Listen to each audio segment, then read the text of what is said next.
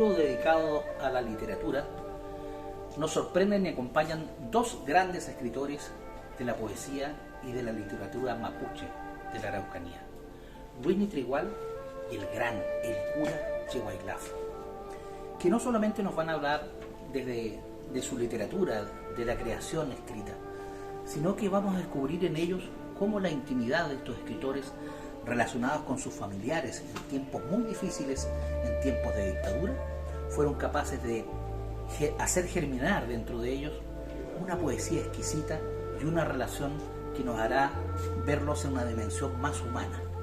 Vamos a ver qué nos dice el cura Chihuaylaf y Luis Mitrigual.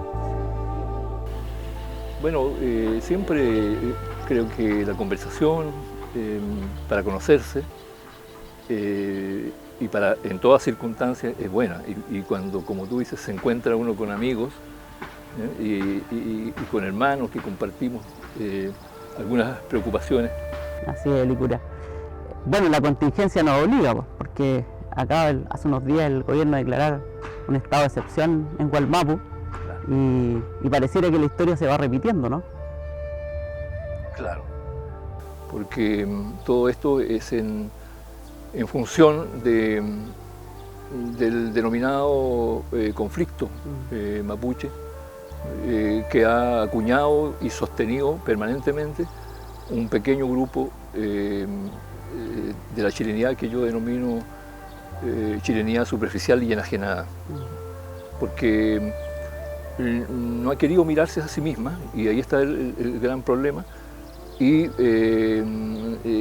a través de eso ha subsumido, ha ocultado la memoria de este territorio, que son los pueblos nativos, y particularmente nosotros como mapuche, que son mayoritarios, y sin ánimo de conversación,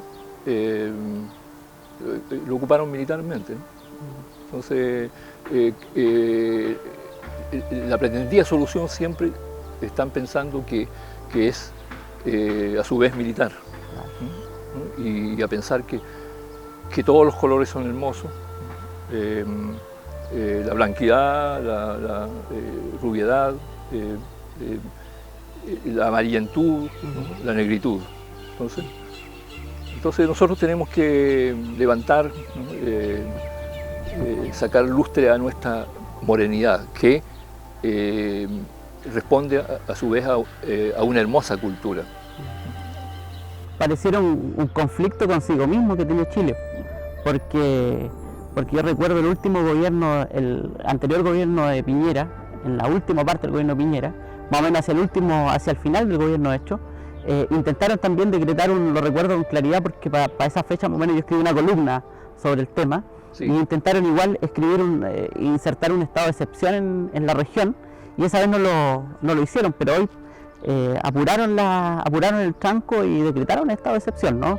Y claro, eso pareciera ser, yo creo, un conflicto consigo mismo. Es como que Chile tiene un conflicto profundo con su identidad, ¿no? O sea, no logra asirse, no logra insertarse, no logra hacer pie en el territorio en el que vive. Porque no solamente oculta a sus pueblos nativos, sino oculta su propia ser nativo, porque no hay ningún ser humano que no provenga de pueblos nativos. Claro. Como las palabras tienen un peso muy tremendo porque son memoria, entonces se declaró, primero eran estadounidenses, después fueron norteamericanos, como si ellos fueran los únicos habitantes, claro, de Norteamérica, y luego se declararon americanos y entraron y salieron a su gusto, y llevándose las riquezas naturales de este territorio. ¿No? A mí me tocó en suerte nacer y crecer, bueno, salir a la ciudad para la formación en la educación chilena, y estar siempre en la naturaleza. Cuando vine interno aquí a Temuco, estuve interno en el liceo entonces de hombres número 1, hoy Pablo Neruda. Y nuestro patio se continuaba con esa hermosa selva que que afortunadamente sigue siendo el Cerro Peñarol. La nostalgia con las hojas de los castaños volando como pájaros que remontan hacia abajo, y la lluvia, los ventanales, y la nostalgia de mirar hacia los cerros, de Huerere, y pensar qué estará haciendo mi gente. Estarán cantando, estarán conversando, estarán los consejos que hacían los abuelos.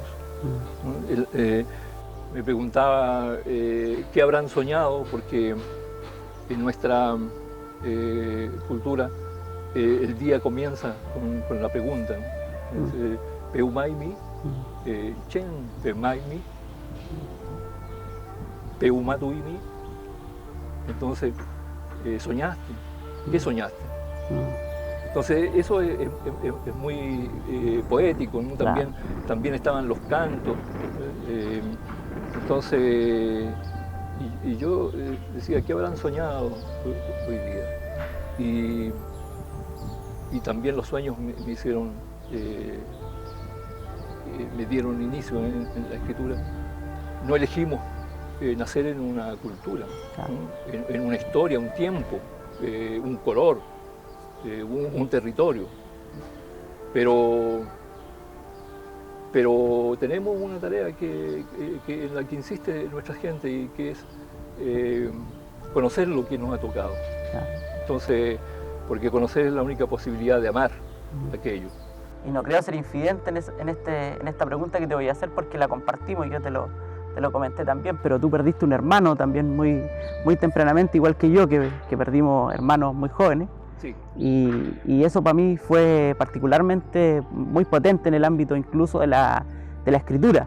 O sea, como la necesidad de expresar algo que es tan inexpresable como perder a un hermano, un hermano chico con el cual uno compartía, corría, jugaba o lo cuidaba, en el caso mío que era menor. Y yo sé que tú también sufriste esa pérdida, ¿no? Claro, hasta ahora. Hasta ahora, ¿no? Hasta mañana. Ya está pasado. Sí. Bueno, falleció, era mi compañero de juegos, era alguien que también me cuidaba. Nosotros cabalgábamos, teníamos la libertad. El patio de la Casa Azul es el bosque, con sonido de esteros, y que hoy han menguado drásticamente por la presencia de las forestales, no tan cerca de la casa, pero sí las napas ya han sido afectadas. Tú estudiante en Concepción, que por lo demás era la cuna del MIR, ¿no? Y que por lo demás probablemente fue muy afectada por la dictadura militar, ¿no?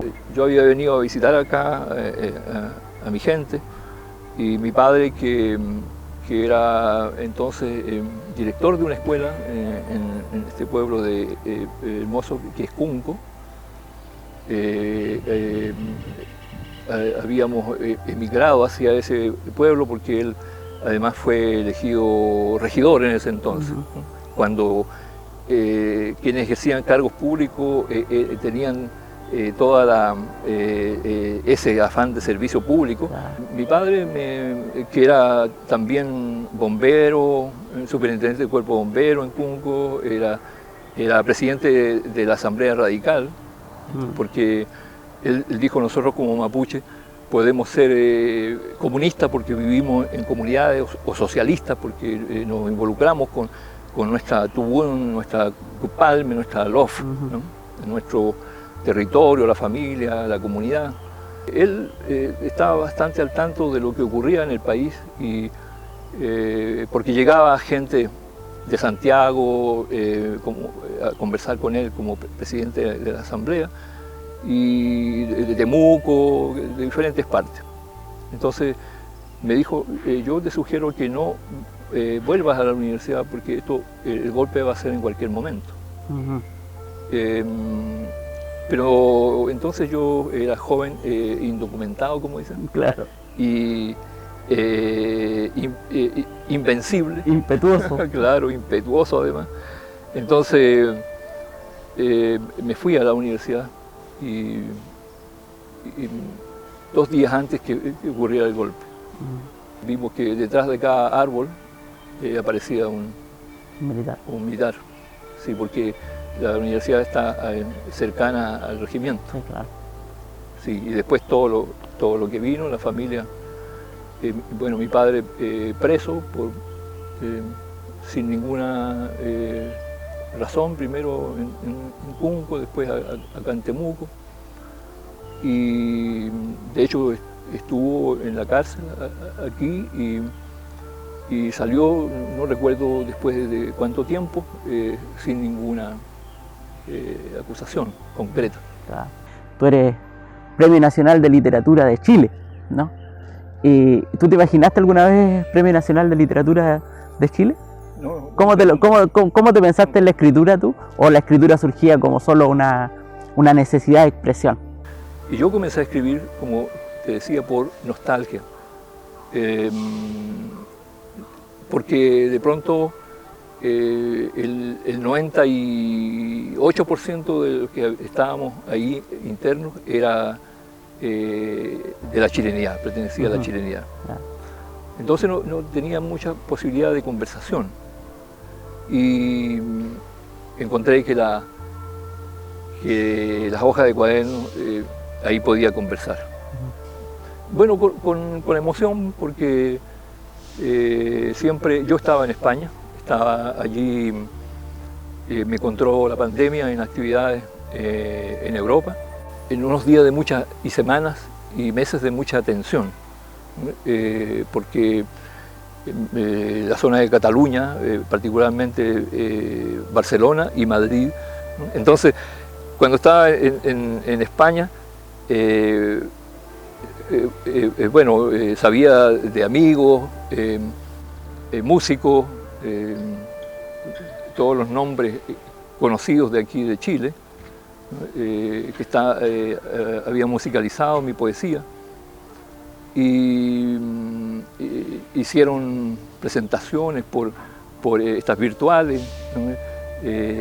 Se formó un grupo de amigos y amigas que se autodenominaron Colectivo Azul. No pensaba que fue una sorpresa enorme. ¿No? Un reconocimiento Sí. enorme también a muchos lamienes que ejercen el oficio de la poesía, ¿no? Pero ¿sabes en qué pensé yo? Porque yo soy bastante ajeno al mundo circuito literario. Al mundo literario. Pensé en nuestra gente que ahora seguramente está sufriendo. Sacaron bandera, ¿no? Entonces pensé en ellos y en ellas. Se emocionaron. Sí, y también en los jóvenes, que como todos los jóvenes y niños y niñas están cargados de sueños y de ternura. Esta cultura nativa, sabemos que somos unos privilegiados. Entonces, pensé que serviría como a lo mejor un incentivo para que ellos quisieran mirar de manera más profunda. Para mí es un gusto compartir contigo, y me imagino también que los que nos están escuchando, los que nos escucharán aquí en el futuro también compartirán esa emoción de conocerte un poquito más y compartir contigo. Peña Licura, ha sido un placer y un honor conversar contigo esta tarde. Para mí, Peña Luis, y agradecido de nuestra casa de estudio, que perseveró en la presentación de mi escritura a este premio, que indudablemente muchos y muchas se merecían. Claro. Pero bueno, esta vez me tocó a mí y lo agradezco.